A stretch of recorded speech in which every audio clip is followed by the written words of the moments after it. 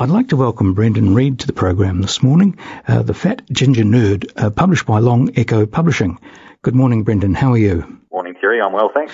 Good. Now, the book is a testament of your story of a new life, and thanks to your low-carb diet. When you first started your journal, what were you hoping for, and when did the hope and success become a book? So when I first started writing the journal, that would go back to about March of 2016, and that began because I realized that I'd reached a stage in my initial weight loss journey where this is real, this is finally happening.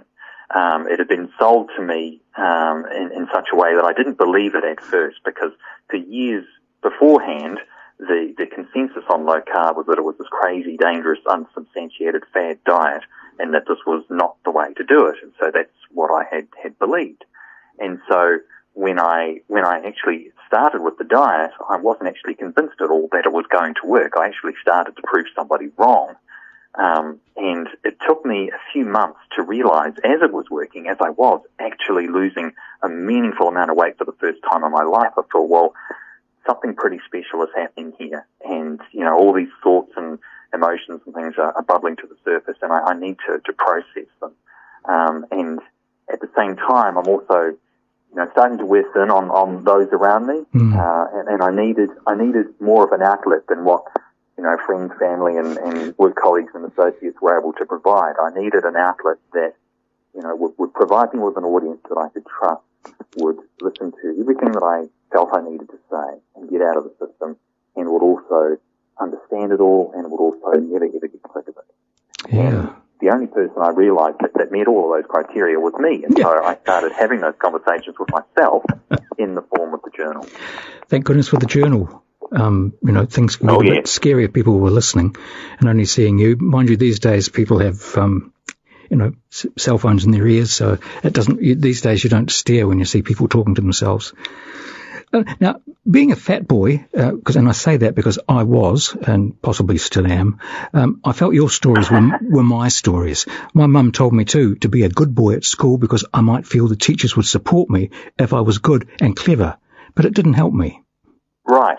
Yeah, the idea of being good meant to do as you're told, sit up straight, elbows off the table, listen to your elders, listen to the experts, the doctors and whoever would be telling me what I need to do in order to lose weight and get healthy. And certainly in my time when I was growing up, this is sort of the 80s and the 90s, the focus was purely and simply on food quantity, particularly fat. You know, I remember being told on many occasions, you are what you eat. Ever heard of that saying, you are what you eat? Absolutely. Yes, I'm thinking, and they would say, right, so if you're fat, then that therefore means you must be eating too much fat. So you need to be going on a low-fat, low-calorie diet. And I remember being sold on this idea of the healthy food pyramid. And, you know, when you're a child of that weight and that size, it's not a happy place to be. So, you know, you have every incentive in the world to want to do all of those things, to be a good boy, to do as you're told, to listen to the advice, to follow it through. But then when it doesn't work, to then have these people turn around and say, oh, well, you must not be doing something right. It's your responsibility. It's your fault that this advice didn't work for you. And it never really quite sat with me, but in the absence of any other viable explanation at that time, it sat with me nonetheless, and I sort of took that on board and carried it with me for the better part of 30 years. Yeah, that's actually, you've just pictured it in for me. You carried it around for about 30 years, and that's like the weight problem, and it's also a bigger weight problem in your head as well, because you can't break that away.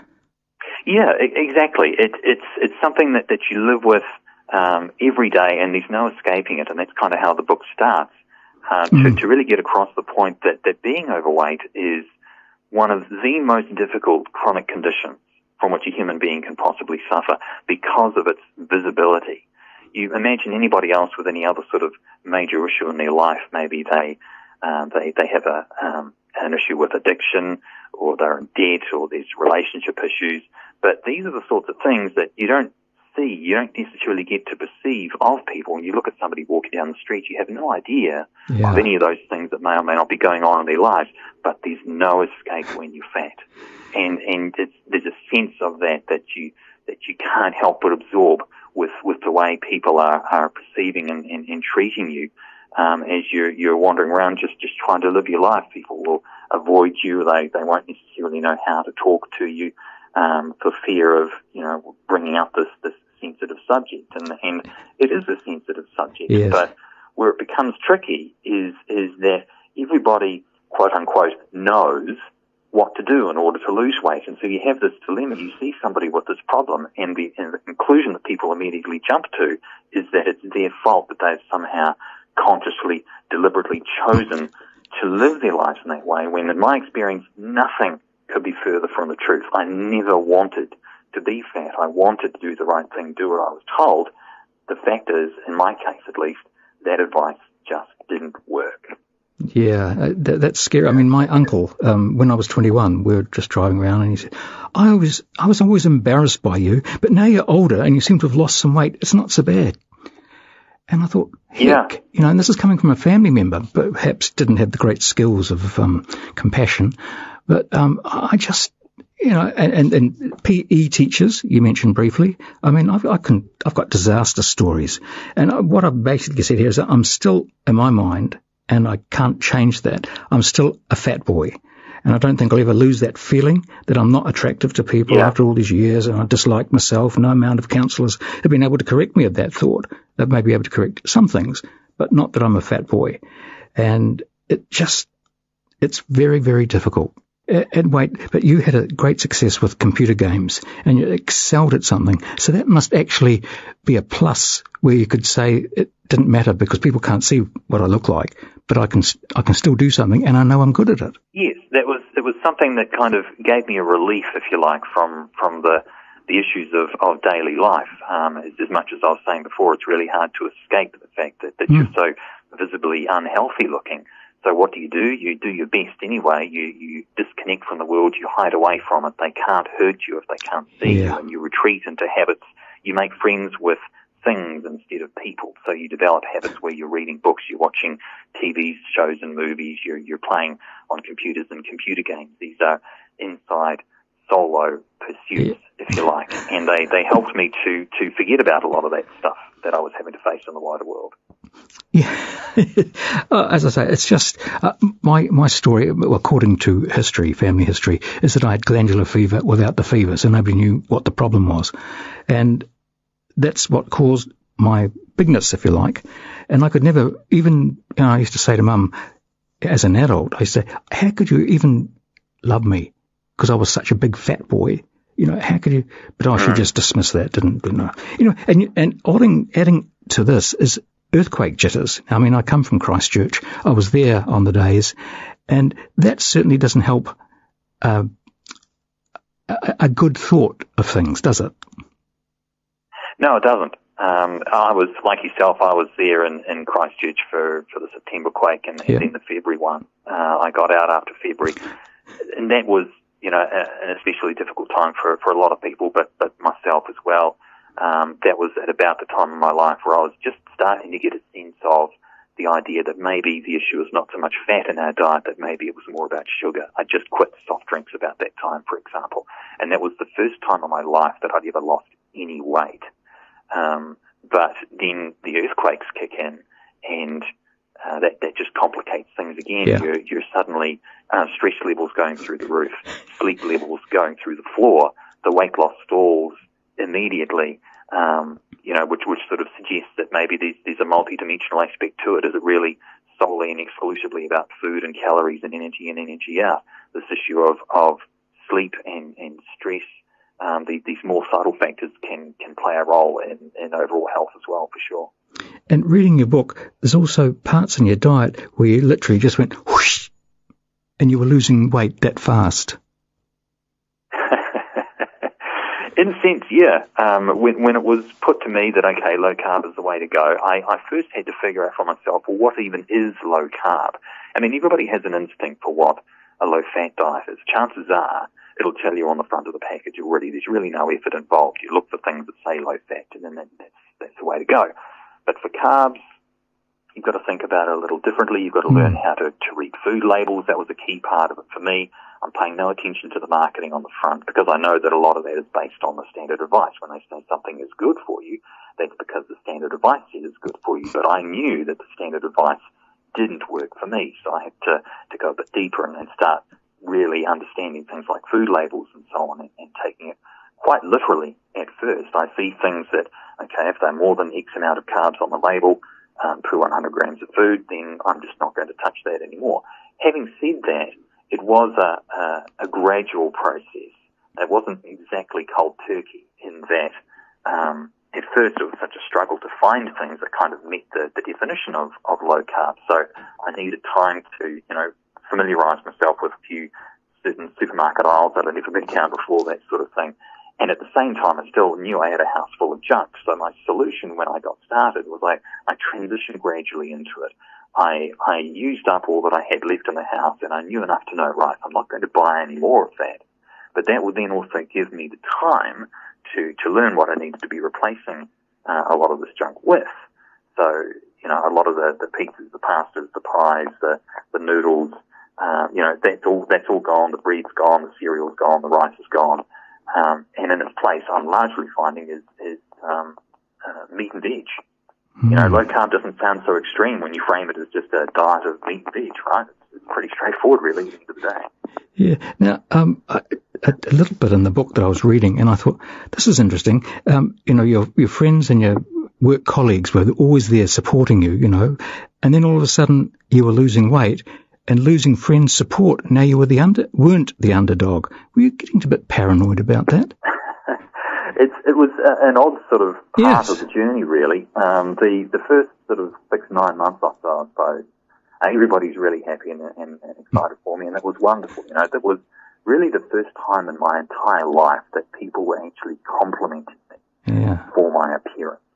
But as you say, as I start to approach what other people might consider to be normal or something, then suddenly people start to become aware of their own issues. Maybe some people have got a bit of a tummy about them, and as I start to sort of shrink below where they're at, they kind of start to feel a bit awkward about it as well. So the tide sort of starts to turn in that sense. But it's something that I just sort of was able to navigate my own way through. Those sorts of issues are really for each of us to deal with as individuals, and I was on my own journey, and if my journey is enough to inspire others to maybe look at doing one of their own, then so much the better. Yeah. Now, almost a double question, but was it difficult to decide what you wanted your final weight to be, or did you have a secret desire to see how far you could go, how much weight you could lose without getting ill? Right. So goal setting, that was something that I found really hard in the early stages of my journey, because I'd been overweight my whole life, or at least for as long as I could remember. So to try and figure out where I might possibly end up, what I could possibly aim for, was really difficult, because I literally had no idea about what I was capable of becoming.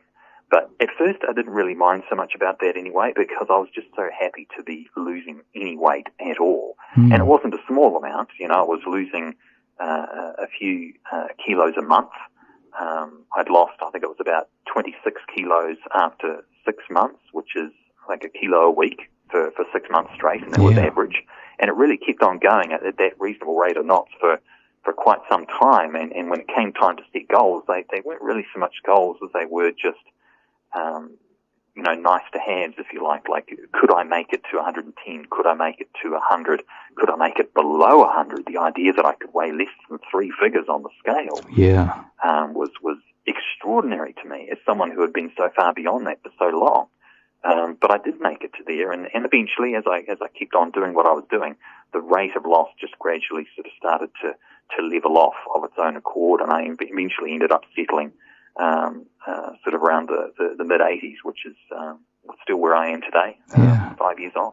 Oh, that's great. Now, low carb and a strong commitment has given you a new life. Is it hard to convince others? Well, I don't necessarily know that I need to convince others. It's up to everybody as to what we want to do and how we want to live.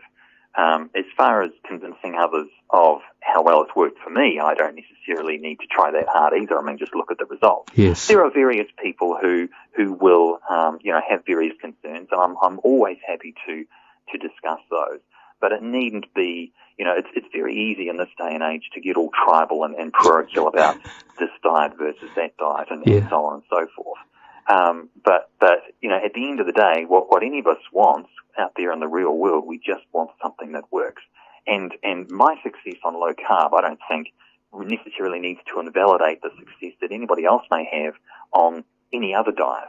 Because, why would anyone oppose that kind of success that anyone finds, however and wherever they find it? My point is simply that the standard advice did not work for me, but low carb did. And the discussion then, and in my mind at least, starts to move towards the point, well, what are the barriers to acceptance of low carb as a dietary option for people who need it? Because that's not a small market, right? There's 2/3 of New Zealand adults, as of 2020 at least, are overweight or obese. Yep. That figure in 1993 was only 28%. So it's a big problem. Oh, yes. And if only this option were to be seen as something equally as viable as whatever other options there are out there, but there's still a few barriers to acceptance out there. Yeah. Well, look, it's a great book to read, and you've gone further once you've got your weight loss. You've given recipes and things like that should people, once you've read your book, want to, start their own low-carb diet. Some very good advice, and advice from somebody that it's really, really worked for. The recipes are perhaps one of the more embarrassing parts, dare I say, about the book for me, because I am absolutely not a gourmet chef, right? The meals are dead simple with real food, real ingredients. The list of ingredients is only about 5 or 6 things. It's so easy to find cookbooks with all sorts of expensive and exotic ingredients that are hard to find or expensive to buy and really difficult to put together. But for me, the kitchen was never a happy place for me. Again, going back to the bad old days when I was of the understanding that it doesn't matter what you eat, it's all about just how much you eat. So the kitchen for me became a very unhappy place. It was a place that I learned to fear and avoid. So I never really learned to cook, because the kitchen is the place where all these calories are coming from, the calories that were making me fat. And so it took some overcoming to really learn how to navigate the kitchen for the first time, really, in my 30s. And I'm finding myself, okay, well, I need a non-stick fry pan now, don't I? And I need these utensils and that equipment and, these ingredients and things, all around, all based on the idea of me just figuring out what is actually working for me. And it was, a time investment, to be sure. It's so much easier to live off processed food, grab whatever out of the freezer, chuck it into the microwave, bang, you're done. But if those things are actually, not helping you with your health and with your weight, then they've just got to go. Yes. And that time investment you have in learning how to navigate the kitchen and learning to cook simple, healthy meals, absolutely has paid off for me in the long run. Yeah. So, it's not the recipes aren't so much the star attraction in my mind. No. It feels like it's really simple information, but maybe if there are other people like me out there who really need to start from the absolute basics, as I know I had, they might still find it useful anyway. Oh, yes. Now, so The Fat Ginger Nerd, a weight loss story, is a wonderful read. And that it has such a positive outcome, and that you're able to share it with other people, is a great combination. Yeah, it's a classical story, if you like, in the sense of overcoming adversity. Yes. The title itself is a reference to my having been, all 3 of those things for most of my life, and how now I'm only 2 of them. Give it a few more years, I might be down to just 1. The ginger will go next, I'm sure. Give it time, as it happens with us all. Yeah, I mean, living example. That's simply where the title of the book came from. Yeah, no, that's great. Well, look, thanks very much for coming on board and telling us and talking us about the book.